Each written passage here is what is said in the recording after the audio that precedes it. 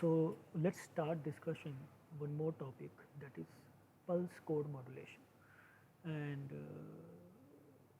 though I have taught this in our class, but most of the students were not present, so it would be good that I just give a quick introduction or brief introduction of this topic.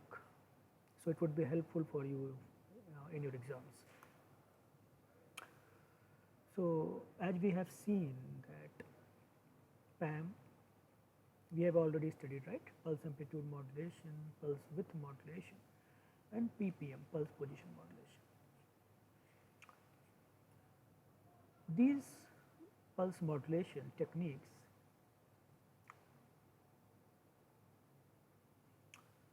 are still analog communication signals, right?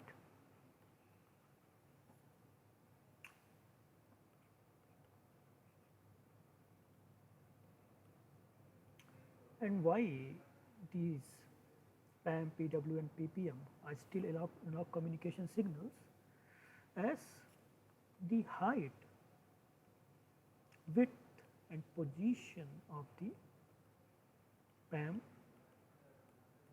PWM, and PPM signals respectively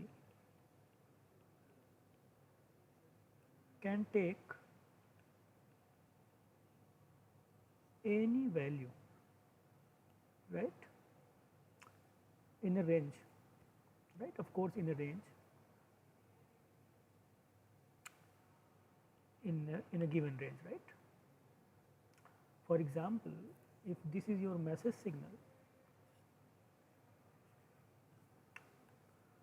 if this is your message signal, this is time axis, this is amplitude axis, and if this is your message signal, the minimum value of this message signal is m min, or you can write mt, and the maximum value of this signal, message signal mt, is m max. So if you want to use PAM, what would you do? You will just sample it at time interval Ts, 2Ts, 3Ts, 4Ts,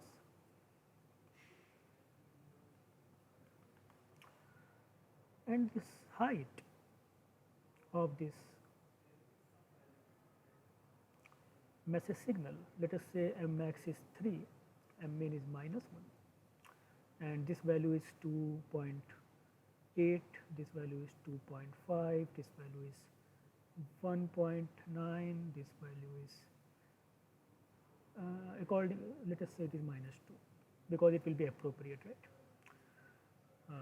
up to the scaling, otherwise. So it is 3, it is -2, so this value might be -1.5, this will be -1.6, and so on. So you can see that there is no control, you don't have any control over the values or over the height, because for this sample, if you want to send PAM, you have to send a pulse like this.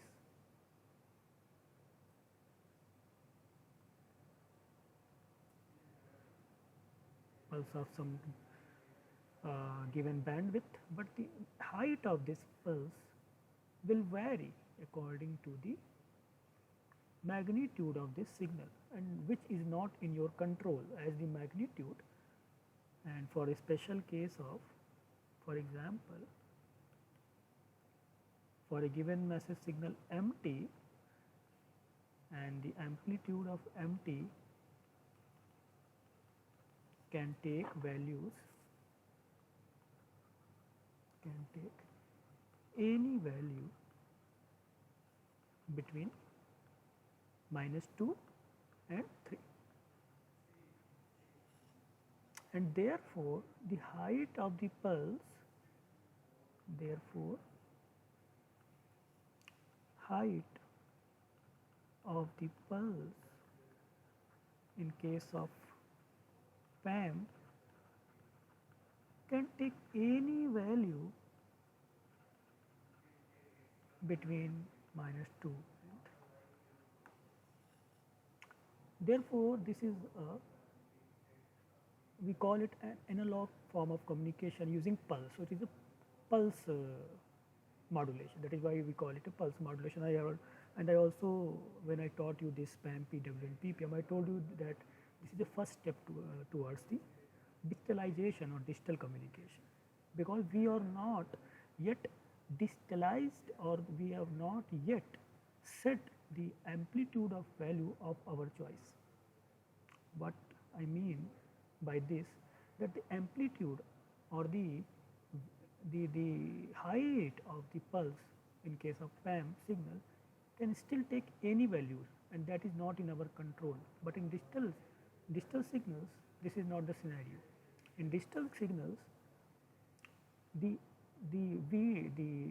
output or the signal or the height of the pulse will take value from a finite set.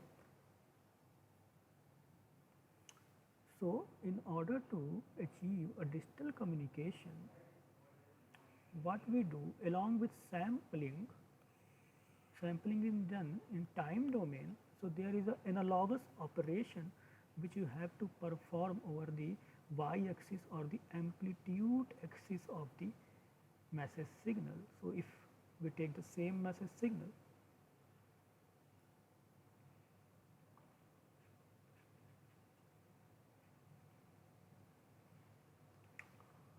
what we can do, we can divide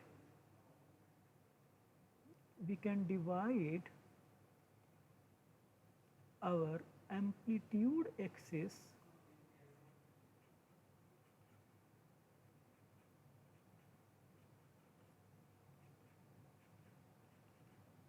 in equal intervals, though it is not up to the scale, but it is equal, okay, because this is 1 and this is -1, right.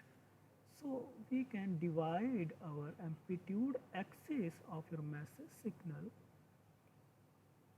in equal intervals, and we call each interval, like this we call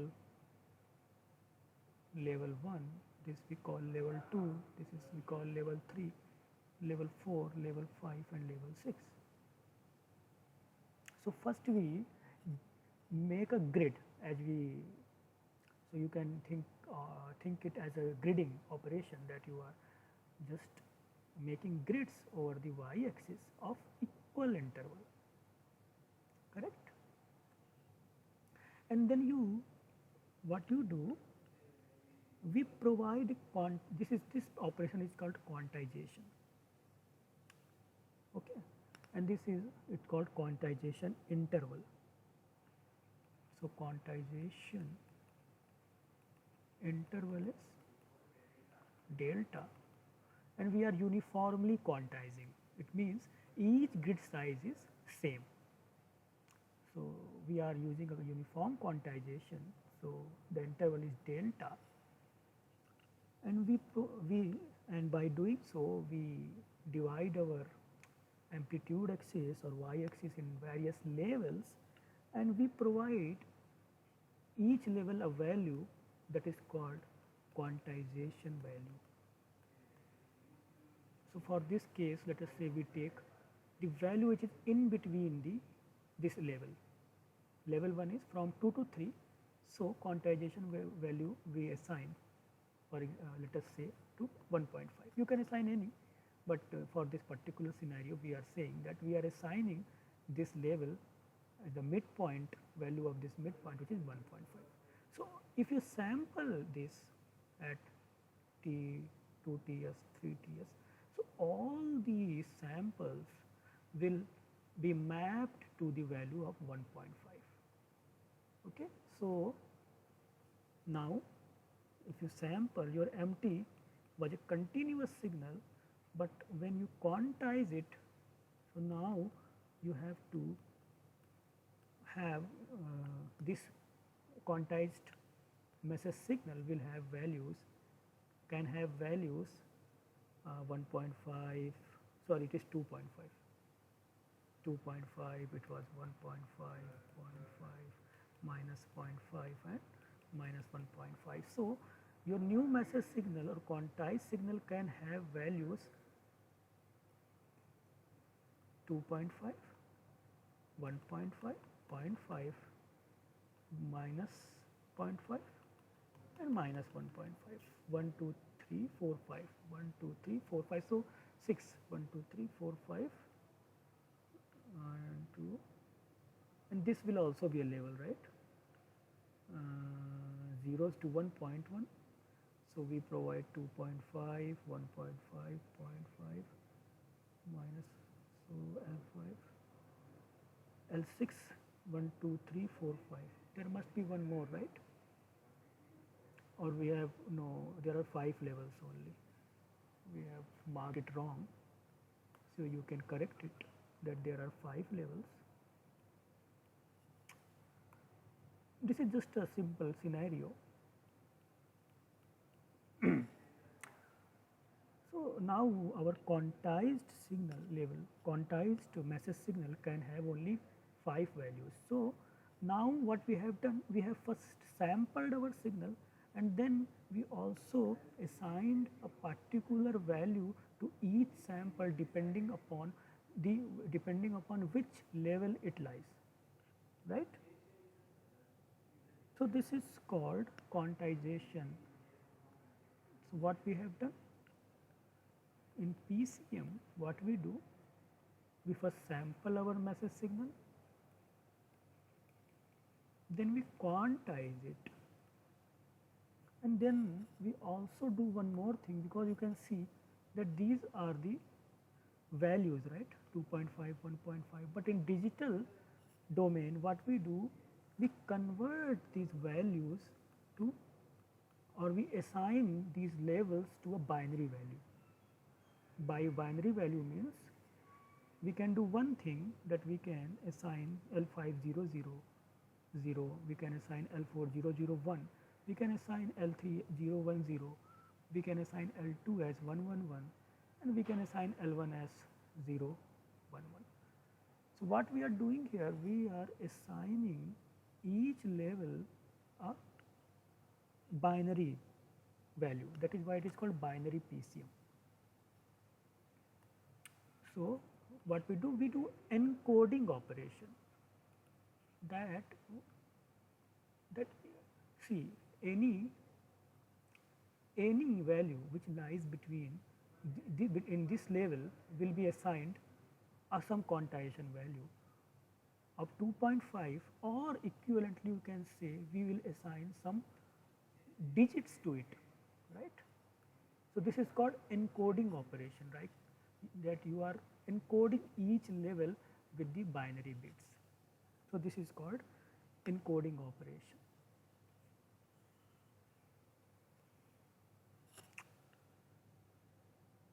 So, if there are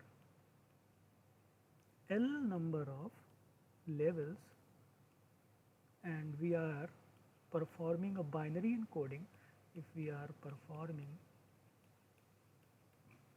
binary PCM means now each level will be matched with the binary digits 0 or 1, right, or the combination of that with a sequence of 0 and 1. So, how many, if there are L number of levels and we are performing binary PCM, then how many minimum number of bits will be required? Are required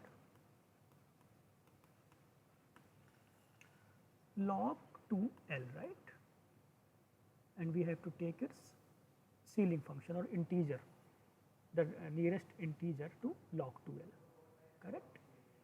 So, in our example we are having 5 levels,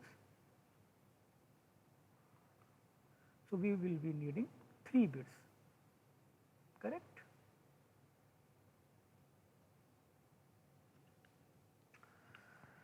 because log to 5 is like more than 2, so the 2 point something, right? So the next integer is 3.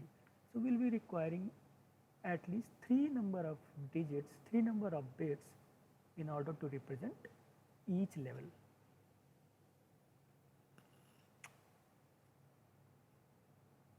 So vice versa, you can see that n is log to L integer, and if for for example that we are getting the exact value, we take L as, because L is in our hand, right? That how many gridding, we can choose our delta in such a way, because gridding is in our hand, right?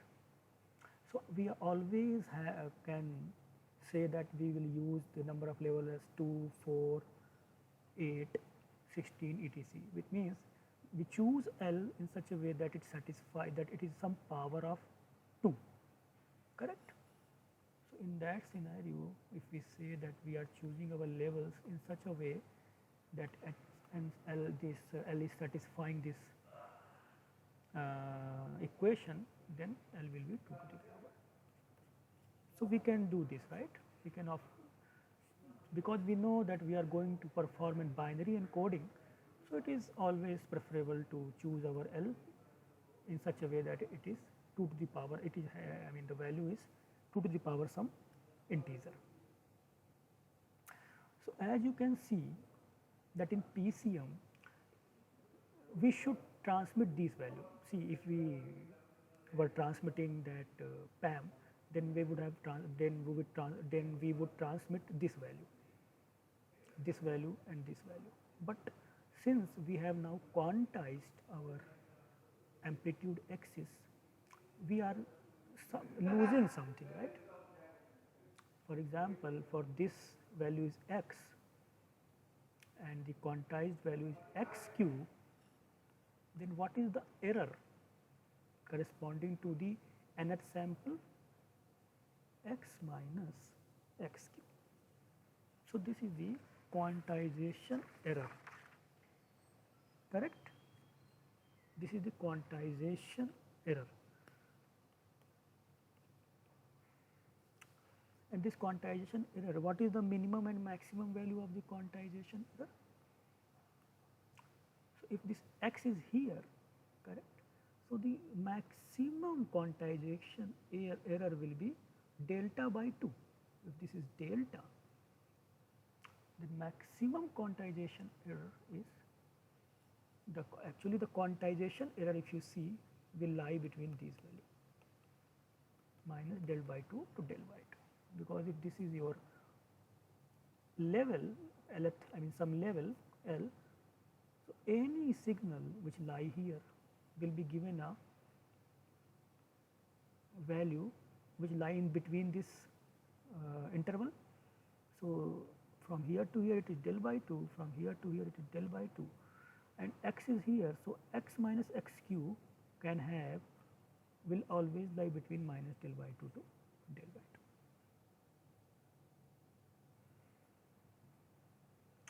2. So up to this point I think everybody is quite comfortable that we are now trying to see that what we are losing, right? We are digitalizing our message signal, we are converting our signal to analog signal to digital signal. So our PCM is also a technique which converts our analog signal to digital signal. So you can also call it as an analog to digital converter. So PCM is one such technique. There are various other techniques, but PCM is one such technique which will convert your analog signal to digital signal, right? So when we convert our analog signal to digital signal, we quantize our amplitude level and we face some quantization error.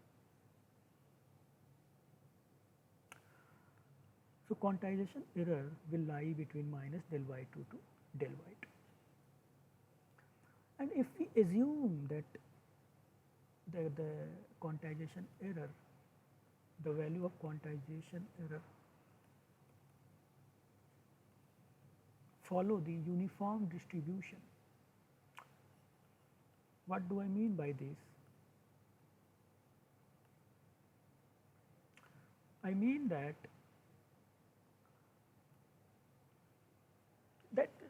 you take any sample at any time instant,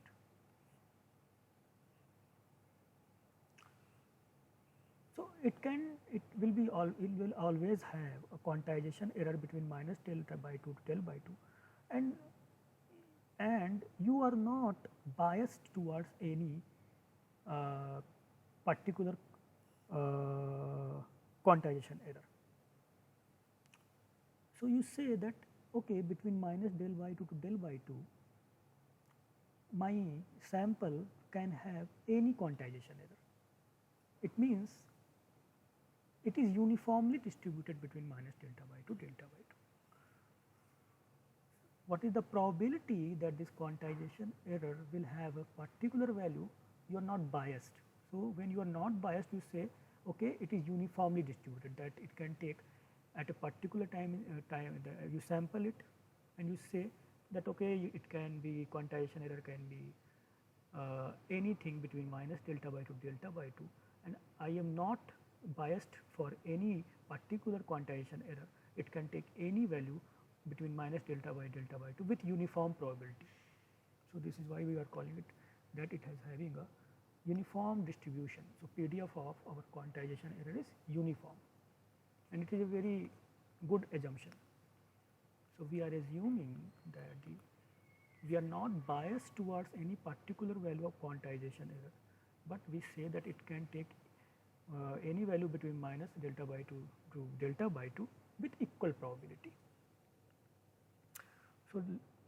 So we try to evaluate what is the mean square quantization error. This is a very important parameter, and this is also known as quantization noise power, average power of quantization noise. So the mean, what is the value of mean? What we are trying to do here? Mean of square of quantization error. It means mean of square of quantization error. This value we want to evaluate. So since we know that QE can take any value between minus delta by 2 delta by 2 with uniform probability 1 by delta, you know from your probability course that mean of a random variable is u is if we are representing at a particular time this that your quantization error is having value u, so u is square FQE UE du. So this is your, because you know that expectation of a random variable x is nothing but x fx x dx, right? Expectation of a random variable x. So I am just doing the same thing, correct? Or if you also remember, expectation of a function of a random variable x is fx, or you can say gx PDF of that random variable dx. This you know from your probability and statistics course. So just revisit these two if you are not comfortable. So expectation of a function of a random variable is gx, which is a function of random variable of x. This is the PDF of that random variable x. Then this is we are integrating over the possible values of x. In generally we also say it minus infinity. But now in our case, since our random variable is taking only values from minus delta by 2 delta by 2, so we are taking minus delta by 2 delta by 2. Okay. So just we solve it. U is square into 1 by delta du 1 by delta, and since it is an even function, so what we can do, correct, it is an even function and we have to multiply 2 u square du 2 by delta u cube by 3, 0 to del by 2, 2 by delta. If you solve it, del cube by 8 and it will 3 will come out and it is 0, so it is nothing but del square by 12. So, mean square quantization error, if we assume a uniform distributed quantization error, is delta square by 12, which is very important.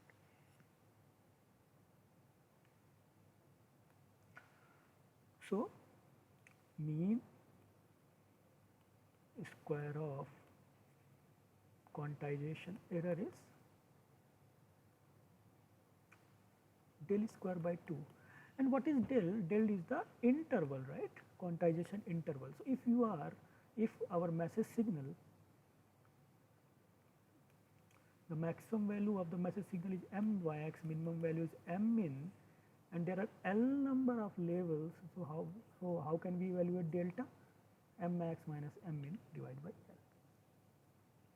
And in our particular scenario, if m max is equal to m min, m max is mp, we take a particular scenario, and this scenario is true when we take our message signal as the sinusoidal signal, right? And m min is minus mp, because any sinusoidal signal of type am sine 2 pi fmt will have value, maximum value as plus am and minimum value as minus am. So, we take a particular scenario where m max is mp and m min is minus mp, then delta will be 2 mp by L, correct? So, then what would be your, if we represent our mean square error of quantization error like this. So, mean square quantization error is del square by 12 and del is 2 mp by L whole square into 1 by 12, and if you solve it, it will be mp square by 3L square, and which is true for the sinusoidal type of message signal. So, what we have seen till now, we have seen that PCM first samples our signal and then it quantized the amplitude axis, right? And because of this quantization process, we get some quantization error at the output of this quantizer. At the output of this quantizer, we will have some quantization error. So, how would we measure that what value of quantization error? Okay, so let us, I should put it in a different way. So, let us try to evaluate one quantity, that is signal to quantization noise power, quantization noise ratio at the output of the quantizer. So, if you are having less number of levels, see if the L is less, then mean square error of the quantization error will be more, correct? Or I told you that it is also called the average quantization noise power. This is average quantization noise power. Why we are calling it noise? Because you are sacrificing the true value of your sample by some quantity, right? That is quantization error. So, it is like acting like a noise, right? So, it is the average quantization noise power. So, signal to quantization noise ratio at the output, if we just abbreviate it as the SQNRO, is given by average signal power divided by the average quantization noise power. Okay. This you have evaluated just now, which is del square by 12, and if you can assume that P is the average signal power, then if one wants to see the quality of a quantizer, What would it do? It would put a signal to quantization noise ratio measure SQNR device which will measure SQNR at the output of your quantizer, and it will tell you how good your quantizer is. See? Okay. So, if you take a tone signal or your message signal is a sinusoidal signal with magnitude A with amplitude A, if mt is A cos 2 pi ft, then what is the power of this signal? Power, we know that it is A square by 2, right? We can evaluate it. You have done it many times in your signal course, so we are not going to do it here. And what is the noise power? Quantization noise power, that is del square by 12, and I have just told you that del square by 12 and for the case of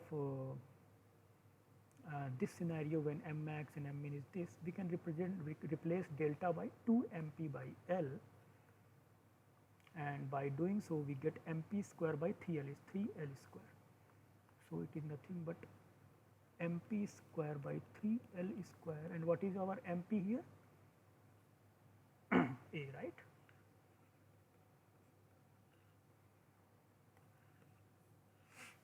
So, for the case of a sinusoidal signal, what is SQNR at the output? A square by 2 divided by A square by 3L square is nothing but 3L square by 2. So, as you increase number of levels, the SQNR will increase. Of course, it should increase. And if we want to evaluate it in the dB, so SQNR in dBs is this, which is 10 log 10, 1.5 plus 20 log, and this is a very important formula.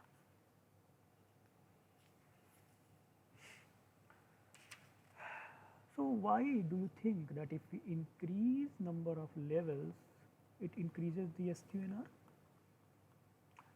By increasing number of levels, if you see, we are generating more fine or the finer grids, right? If you increase number of levels from 4 to 16, if this is your message signal,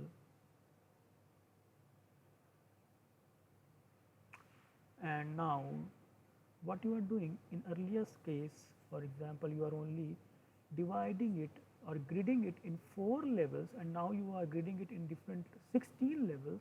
So, the error, the quantization error will decrease, right?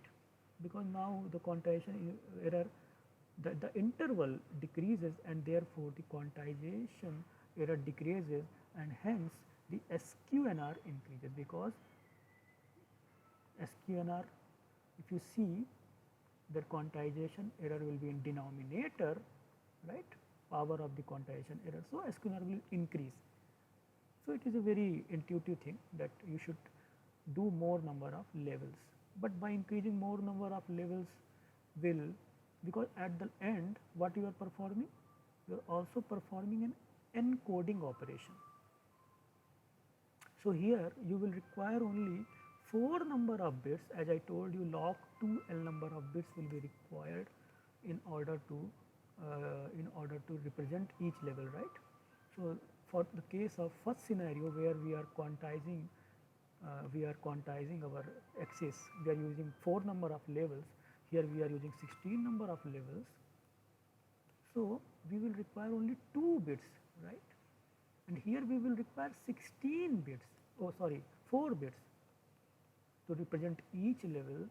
So, if this is your message signal, and now what you are doing, you are first sampling, and now in order to send this you have to use 4 number of bits, right? So, let us say you are giving it 0 1 1 1 1 and it is 0 1 0 0. So, now in the same time interval you have to send 4 bits, right?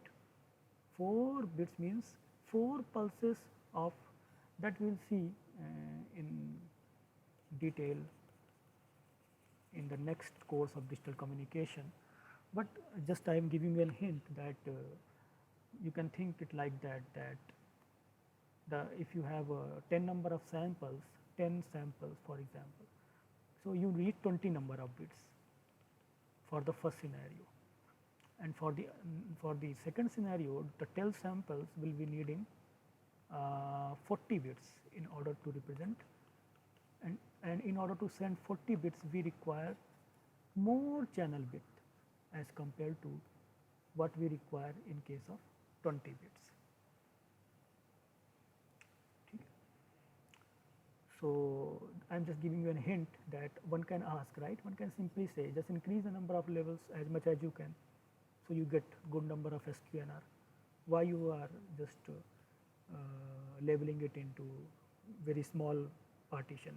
If you just grid size, you increase the grid size, take the finer grids, but we have a trade-off, right? We cannot do it beyond the point that it would require more number of bits, and it will at the channel the bandwidth which we require in order to send this 40 bits will be more as compared to 20 bits. Okay, so what we have done so far, that we have seen that what is the SQNR of the PCM system in dBs, and when your message signal is a sinusoidal signal, it is 10 log 10 1.5 plus 20 log. This is a very important formula, and we can ask many questions based on this formula. And we have also seen that the delta is 2 MP by L, and L is log 2N.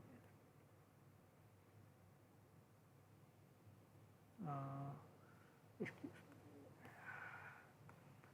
N is log 2N. This is called quantization interval. This is the minimum number of bits required in order to represent each level. So if we want to transmit a PCM signal, what would you do? First,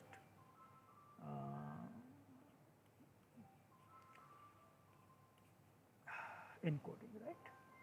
So after the encoder, we will have a sequence of bits 0, 1, 1, 0, 0, because we have first sample a message signal, we have first sampled a message signal, we have quantized, and we have assigned the sequence of bits to. So for the simple scenario of 4 levels, if you assign 0, 0, 0, 1, 1, 0, 1, 1, and then you sample it, so at the output of each, let us do it very clearly, neatly. So if this is your message signal, and you take 4 levels,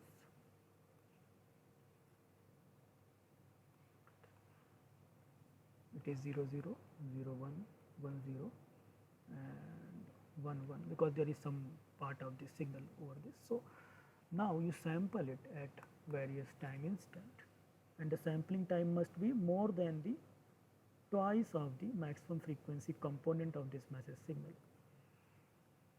So that I told you, right, when we studied the sampling, that this Ts will be such that it will be Fs should be greater than equal to twice of Fm. This is sampling frequency or sampling rate, which is twice the maximum frequency component of this message signal, and therefore Ts should be less than equal to 1 by Ts is just 2 by 2 Ts should be less than equal to T1 by,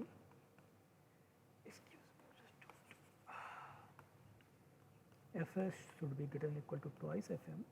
So 1 by Fm should be greater than equal to 2 by Fs, which is 2 Ts. So Ts should be less than equal to 1 by 2 Fm.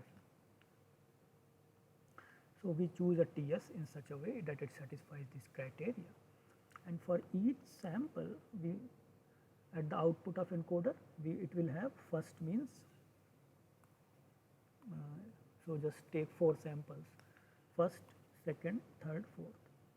So, for the first sample we send 1 0, for the second sample we send 1 1, for the third sample let us say 1 1, for the fourth sample we send 1 0.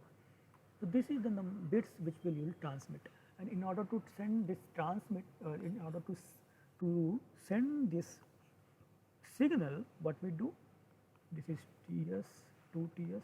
So, in this time interval, first TS to 2 TS, we have to send 1 1 0, right, because this is in TS, then in next TS you have to send 1 1, then next TS you have to send 1 1. So, for this time instant you have to send 1 0. So, what you can do, for 1 you can send a plus V volt of pulse, and then for 0 you can send a minus V, the pulse of magnitude minus V. Similarly, for 2 TS 1 1 you send 2 pulses of amplitude plus V, and then for 3 TS again plus 1, and then at 4 TS 1 and 0 means minus V and plus V. So, this way you can send your PCM signal, and you can here also you can use some other things which we will discuss in detail in digital communication course, but you can think it that in order to send your PCM signal, we will first convert it to bits, and then this is nothing but a PAM signal with 2 levels, right, binary PAM. So, you are sending your PCM signal with the binary PAM. Thank you.